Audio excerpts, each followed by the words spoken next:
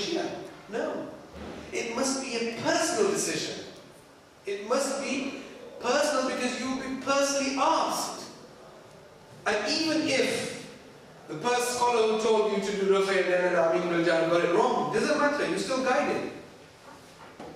But if you got your Aqidah wrong, the Prophet ﷺ said, سَتَفْتَرِقُ أُمَّتِي عَلَىٰ 73 فِرْقَةً.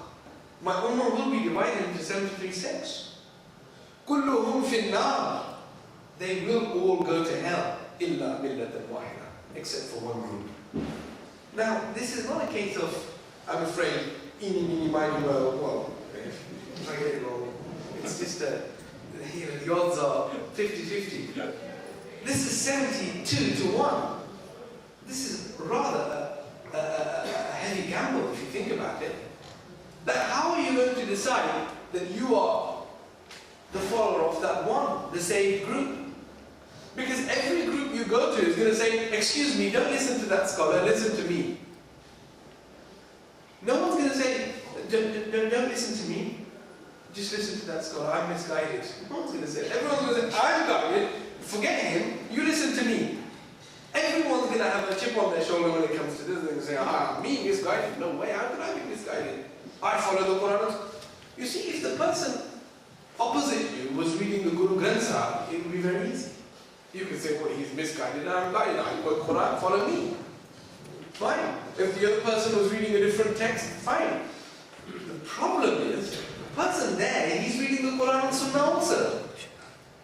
The person in that mosque, he's reading Quran and Sunnah also. The person in that mosque is reading Quran and Sunnah. And no one says, don't listen to me. Everyone's saying, listen to me. No one's got it on their forehead for you to read, I am guided. Or you can say, oh, fine, he's guided. Everyone will say, listen to me.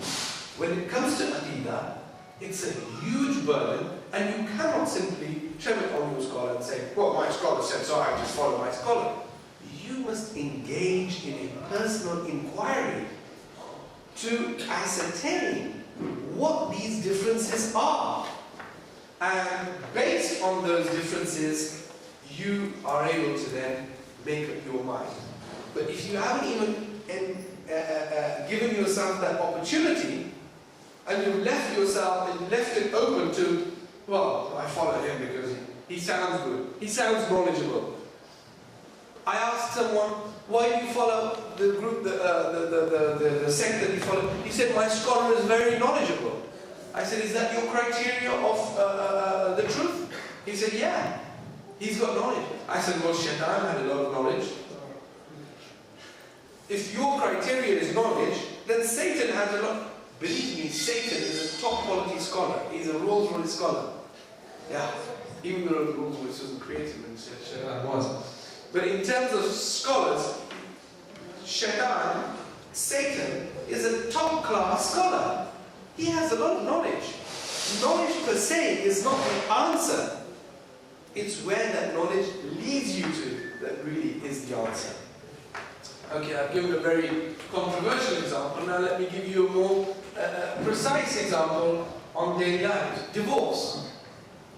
You find that there are people who are living as husband and wife. They've got toddlers running around, and they don't know that for the past 15 years that they've been living as husband and wife, for 13 years they've actually been living as divorcees. They don't know. Because as far as they're concerned, we're husband and wife. Oh, and yes, the husband said divorce, divorce, divorce in a state of anger. Oh, but it was only anger. Who was there? No one heard. It was just husband and wife. Just keep it quiet. As they say up north, I'm sure we say it all over the UK, mum's the word. No one knows, no harm done. Why? Who knows? But the law of divorce is a very sensitive area. Did you know, if you do a survey of people who come here to do Jummah, and I'm talking about people as in the elder generation, and if you ask them, that did you know the difference between talaq sari and talaq kinaya? Talaq sari is where a person says, I give you divorce, I give you divorce. But kinaya is where a husband says to his wife, get lost as a result of today you are haram for me, that constitutes divorce. I would doubt it if 90% of the other generation knew that. And this terminology is used quite regularly, of course now with the addition of French. The reality is that we use words willy-nilly thinking there's no culpability. Concept of talaq in Islam is very sensitive. I had a client who came to me and he said, I divorced my wife 4 years ago in English law for tax reasons. For tax reasons. I couldn't understand his tax scheme, by the way, because there's no incentive in English law to get married anyway. Once I had lunch with a judge and he said, I noticed an extraordinarily high ratio of divorce in the Asian community. And I said, well, how do you say it's high? He said, well, because in the European community there's a very low ratio. I said, that can be explained very easily. He said, how? I said, because there's a very low marriage rate. If a client came to me as a lawyer and said to me, should I get married? I'm speaking as a lawyer, not as a servant of deen. If a client came to me and said, should I get married? Is it in my financial interest to get married? My answer would be no. Oh yes, I'm not speculating. I charge for this advice. I'm not charging you, don't worry.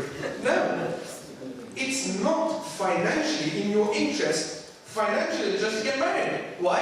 You get married today, you can have £1 million in your account, but if your wife gets bankrupt, the trustee in bankruptcy will come against you. Oh yes. And this is the one that really got the elders in London going, where I said, I said, did you know that a person who dies, his estate passes to his wife? Everyone knows that. But his girlfriend can also make a claim.